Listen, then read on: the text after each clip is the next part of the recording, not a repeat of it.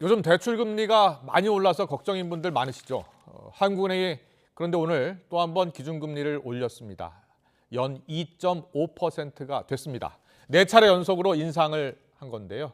네 차례 연속은 이번이 처음이라고 합니다. 고물가가 가장 큰 영향을 미친 것으로 풀이됩니다. 취재기자 연결합니다. 조태현 기자.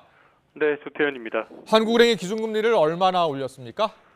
네, 한국은행 금융통화위원회는 오늘 오전 회의를 열어 기준금리를 0.25%포인트 인상했습니다. 이에 따라 기준금리는 연 2.25%에서 2.5%로 높아졌습니다.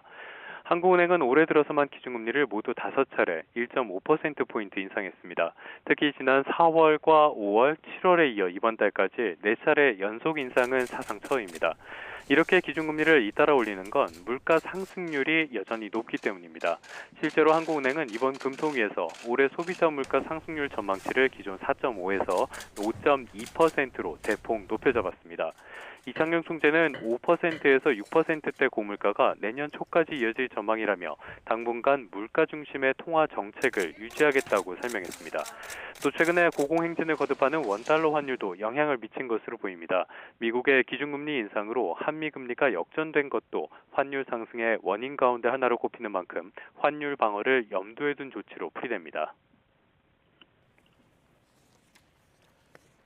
네, 금리를 또 올릴까? 이게 가장 궁금한데요. 한국은행이 기준금리를 앞으로 더 올릴 것으로 전문가들은 보고 있죠.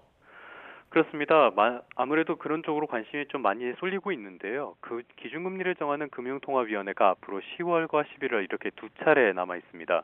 여전히 물가가 정점에 달했는지 판단하기가 어려워서 기준금리 인상 여지는 남았다는 게 대체적인 평가입니다. 이창용 총재 역시 이번 달부터는 물가 상승률이 낮아질 것으로 전망하면서도 연말에 기준금리가 2.75%에서 3%가 될 것으로 보는 건 합리적이라고 말했습니다.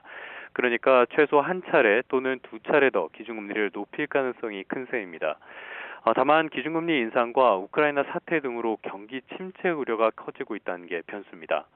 한국은행은 올해 경제 성장률 전망치를 기존 2.7%에서 2.6%로 낮춰잡았습니다.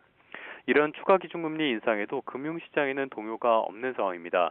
주식시장은 어제에 이어서 오늘도 오름세고요. 원달러 환율은 소폭 하락해 1330원대 중반에서 오르내리고 있습니다.